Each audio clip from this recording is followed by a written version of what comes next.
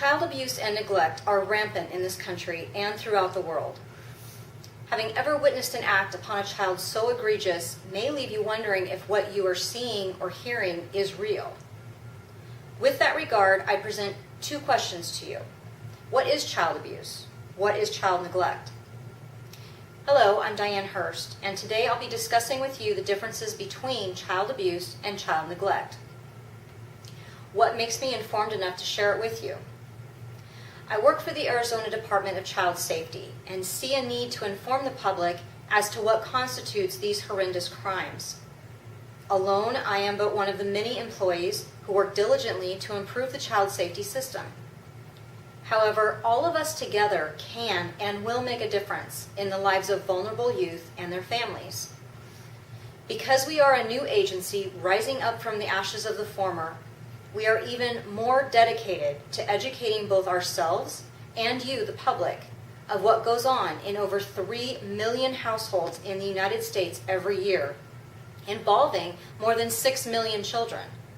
This includes informing you of the signs, even as subtle as they may be, to help improve the investigation process and respond sooner to possible incidents. As you can see by these graphs, these incidents are steadily increasing across all demographics and socioeconomic levels. Child abuse and neglect sees no boundaries of race, color, creed, religious belief, rich or poor.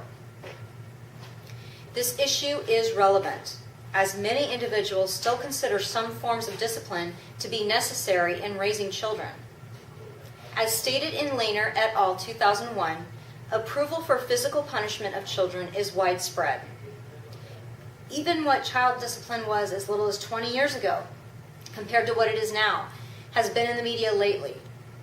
Minnesota Vikings running back Adrian Peterson has been accused of child abuse when disciplining his 4-year-old son. He used the same method as his father used with him, so he never viewed it as child abuse. He just thought that's the way it was supposed to be.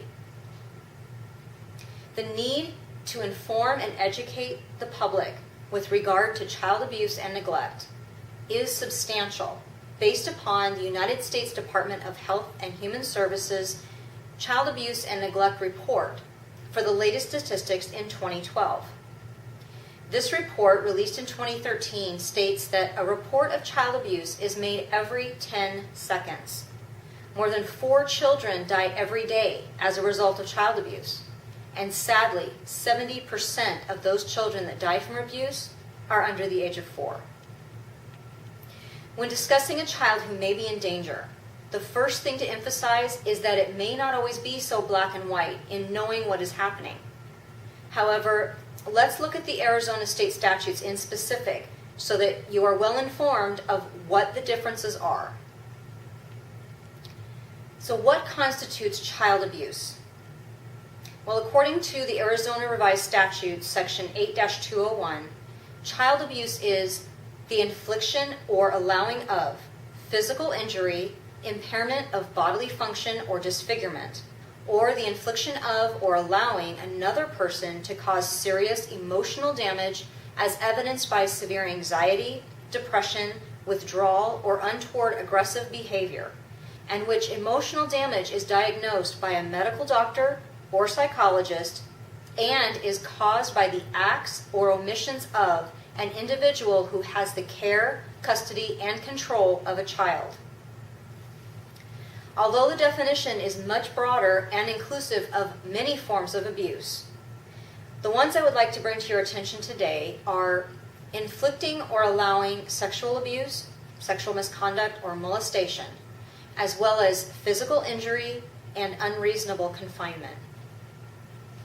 What constitutes child neglect?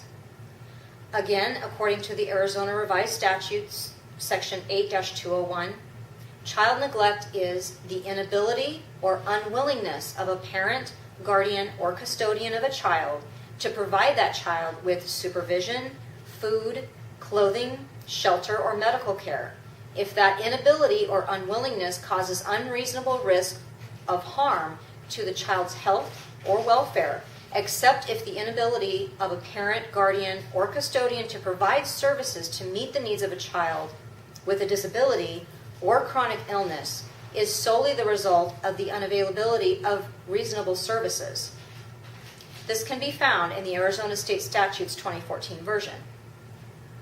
More specifically included in this definition is the prenatal exposure of a newborn to a drug or substance when the exposure is not due to a medical treatment administered by a medical professional. This also can be found in the Arizona State Statutes 2014 version. And according to Henderson 2013, at 78%, cases of neglect are the most common form of abuse perpetuated against children. Now that you are well informed about what child abuse and neglect are, it is time to take action and put an end to this atrocity. All of us together can and will make a difference in the lives of vulnerable youth and their families. Now that you have been enlightened and educated of the fact that over 6 million children a year are affected by this issue, it should open your eyes to the possibility of changing those statistics to make a better life for those children and families involved. Thank you for your time.